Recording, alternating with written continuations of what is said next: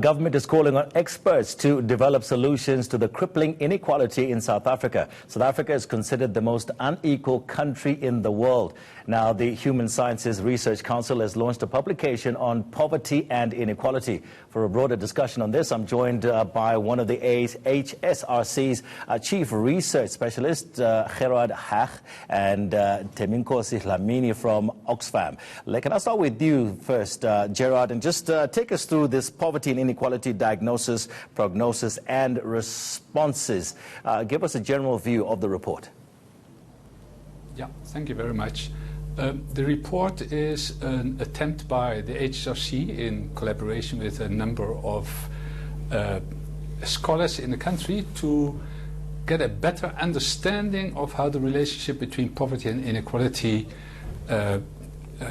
is manifesting itself in South Africa, and the persistence of that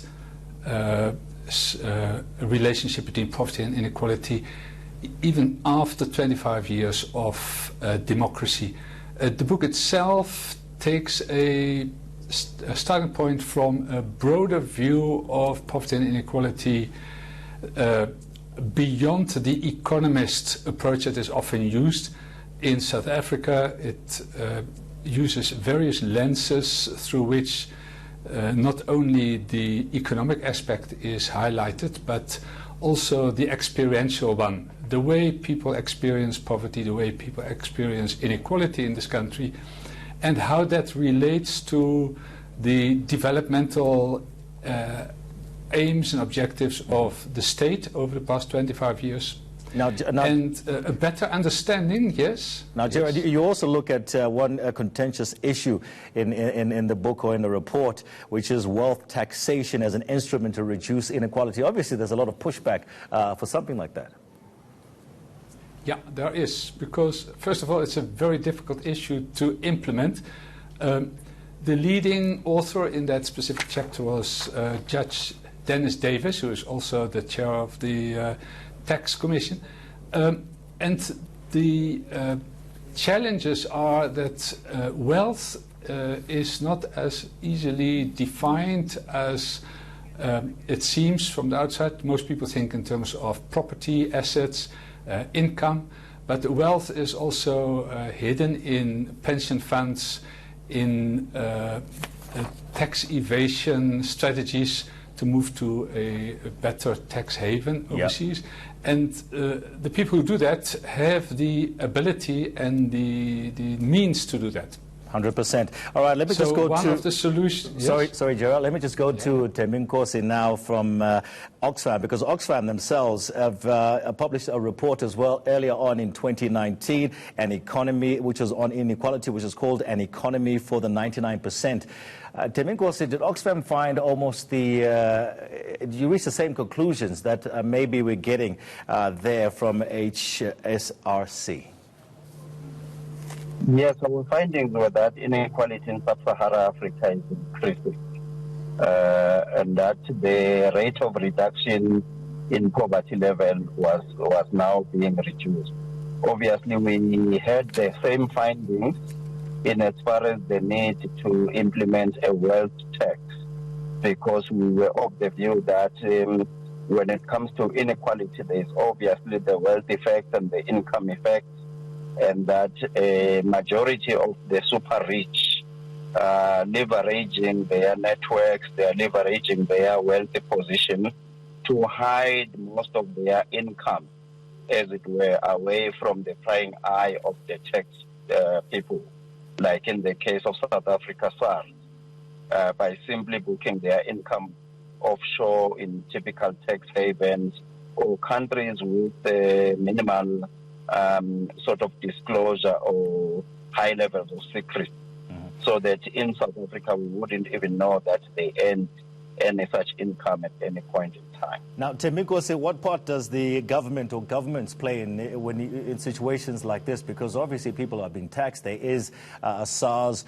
It's also up to government. Government should be playing a big role in the solving inequality. Should they not be? Yes, if you look at the top of the pie, the global billionaires, the people at the top, your George Bezos, your Bill Gates. Those are people who are playing in the digital, in the technology space. So, because when they play in the technology space, it is easy for them to move their income around the globe without really moving around, the activity that gives rise to the income. So what we are saying is that government should pay more attention to this electronic commerce, digital revolution, the fourth industrial revolution, because that is where the digital divide is the one that is perpetuating the levels of inequality.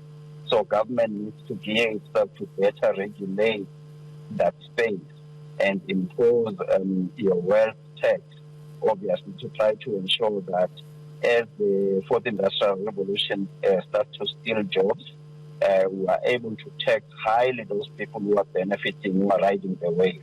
And then we use this taxation to obviously plow back into the community to close the inequality gap. Okay, let me just come back to you, Gerard. You also speak about the social sciences in your report and just how technology can actually help to solve this particular situation that we're in at the moment. Just expand on that for us a bit. Thank you. That's technology is obviously a means towards an end, and the end is obviously to resolve the inequality gap, to level out inequalities and to increase wealth sharing in the country. Technologies help in the sense of the creation of mega data, which is often missing in calculations at a macroeconomic level.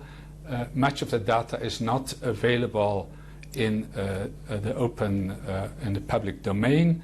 And obviously, the more the state can invest in technology-supported service delivery, for example.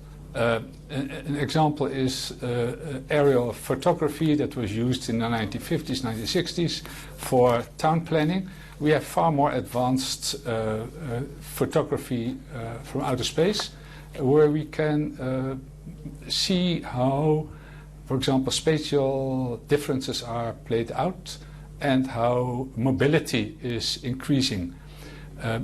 That type of evidence obviously has to be analyzed. We need the type of methodology to analyze it in the sense of not only where services should be allocated, but also where the people are who are to receive those services. All right. Another way, yes? All right, I'm going to have to just leave it there, but thank you so much for your thoughts on just giving us some pointers from your report as the HSRC, the Poverty and Inequality Diagnosis, Prognosis and Responses there. That was Gerard, Hagg, and also Thembinkosi Dlamini from Oxfam. They released a report on inequality as well a little bit earlier on this year. It's still a problem for South Africa and many emerging markets.